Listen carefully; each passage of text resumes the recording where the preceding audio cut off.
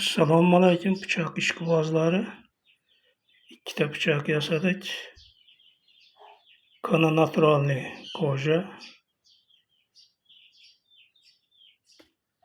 Jostki podves bilan.